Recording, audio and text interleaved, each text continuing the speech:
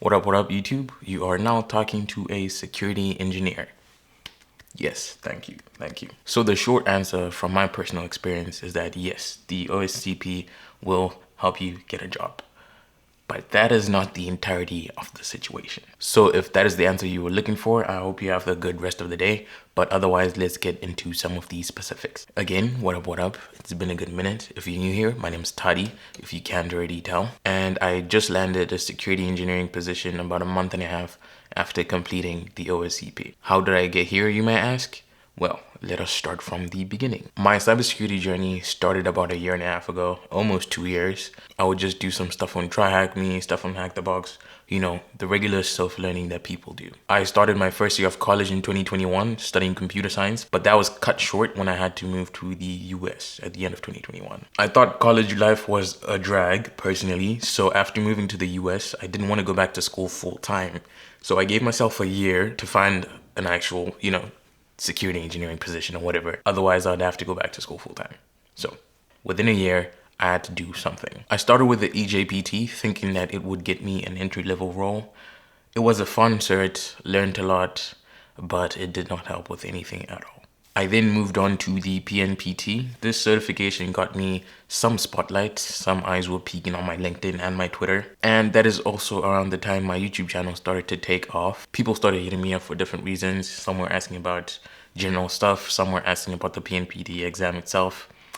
I hate those messages. I ignore them all the time. But that certification or the exposure I had at that time didn't allow me to get any sort of cybersecurity job or even just an IT job, because at that time I was applying for like help desk roles as well. So with a ton of failed applications and rejections, I decided to take the OSCP. This is the certification a lot of people say help them get started, getting that first role. Sometimes it's even more than just an entry-level role. Some people could move into mid-level engineer type positions with just the OSCP and other knowledge they have. So I looked into it. It was very expensive.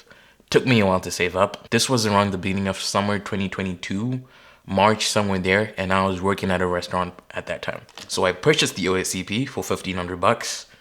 I started studying and I was working full-time at a restaurant. I'd wake up, study for about 4 hours before work, go to work for 8 hours, come back after 8 hours of work for about 2 more hours, just maybe browsing through things or just finishing off a box I hadn't finished up previously. I did exactly that for the entirety of the 90 days that I got lab access to, and another 4 weeks after the 90 days expired, because I was doing Proving Grounds and Hack the Box. One of my boys, his name is Day. He's a detection engineer at Datadog. I was talking about him on this channel. He always talks about dedication on his channel. The work ethic you actually need to break into the field, the consistency, the discipline. You just need to have that sort of focus for a while so that you may be able to get where you want to get. He also just recently uploaded a video about how becoming a security engineer is not easy. It is definitely not easy. I'll leave a link in the description below. Check it out. So, like I said, at that period, I wake up, study for 4 or 5 hours, go to work, stand for like 8 hours, sometimes even 10 hours, depending on what I was doing. Come back, study for about 2 more hours. Did that for a while, stuck with it. It wasn't terrible, to be honest. It was terrible at first, but I got used to it. And after doing that for a while, boom, here I am, a security engineer. To be specific, I am an associate security engineer with a focus on penetration testing. Okay, at this point, I want to put in the disclaimer. The OSCP is not the thing that actually allowed me the opportunity to start interviewing and eventually land a role as a security engineer. Let me show you this. My post on LinkedIn about passing the OSCP got over 100,000 impressions. It got over 1,000 likes and more than 150 comments. That is absolutely insane to me. Out of those 100,000 impressions, a couple of recruiters reached out. Some other people reached out as well, thanking me, offering contracts. I interviewed with a couple places, and again, boom, here I am. I'm not trying to dunk on anyone with this next point, but when other people post about passing the OSCP, they usually get 50, 100, maybe 200 likes. And that usually means 10,000 impressions or so. I have no idea what the metrics are, to be honest. But the point I'm trying to make is I was active on LinkedIn before I posted about the OSCP. I had a ton of followers. I had over 500 connections at that time. I'm almost at 1,000 connections, which is pretty crazy. Some of them are meaningful, some of them not, obviously. But how many do you have? Assess your situation. How many followers do you have on LinkedIn? How many connections do you have on LinkedIn? Or maybe let's go to Twitter. How many people do you talk to on Twitter?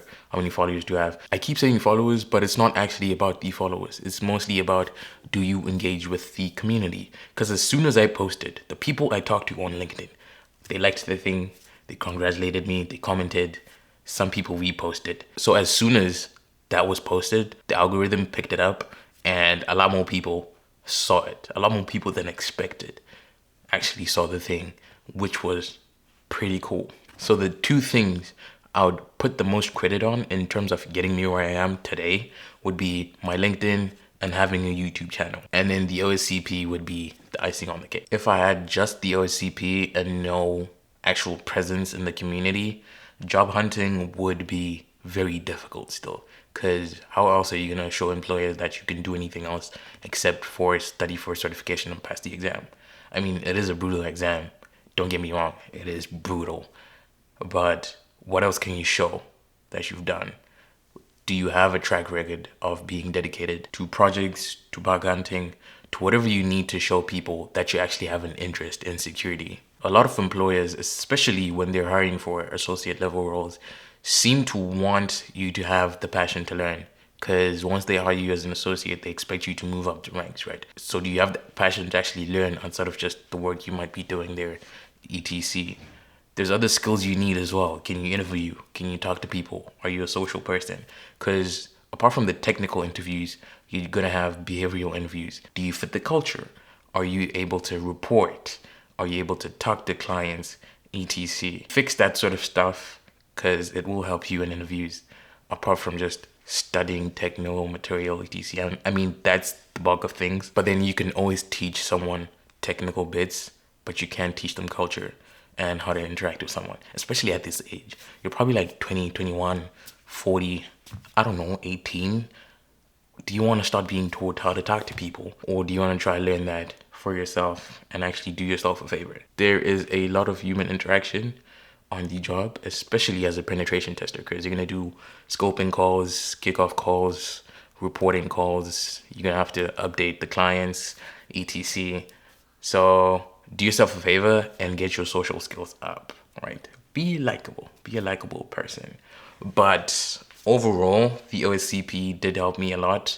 If I hadn't passed that OSCP, I wouldn't have that post with 100,000 impressions and I wouldn't be where I am today. So it is a big factor in me getting here, but at the same time, it is not the only factor. There's a lot of stuff I've done prior to passing the OSCP. The YouTube channel, posting on LinkedIn, the honeypots, the Python projects, etc. I don't always complete some of my projects, but the fact that there is a trail of evidence that I've actually done something contributes a lot. So make your blog. I've said it before. Start your blog now if you haven't. Make that YouTube channel now if you haven't.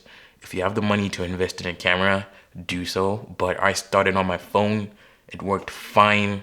I did end up buying a camera. It's working fine.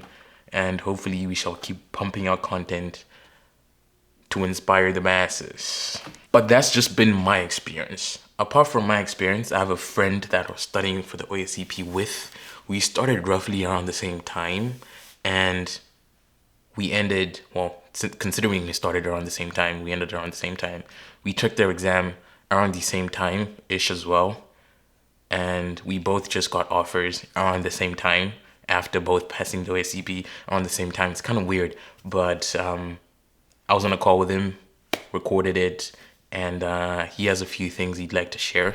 Fabian. I go by Lythar on Discord, and basically that's my hacker name, I guess. My thoughts during their exam, and I was like, oh I don't know if I can curse, but oh shit. It was a really hard exam.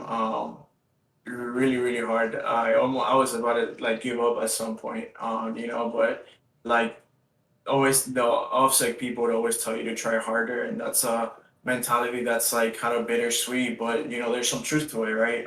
During the exam and doing everything in life, you have to try harder in order to achieve what you want. So yeah. That is true. I almost gave up during the exam too. That exam is hard. People think it's easy, or I don't know what it is they think, but that exam is super difficult. No, not 90. I'm like 60. Oh, the next day I was like a 65 out of 70. In case you don't understand what he means by I'm at 60, this guy did all the machines in the labs. All of them rooted, done. That's pretty insane. Make sure to catch the actual full interview with him in the next video. I will catch you. Peace.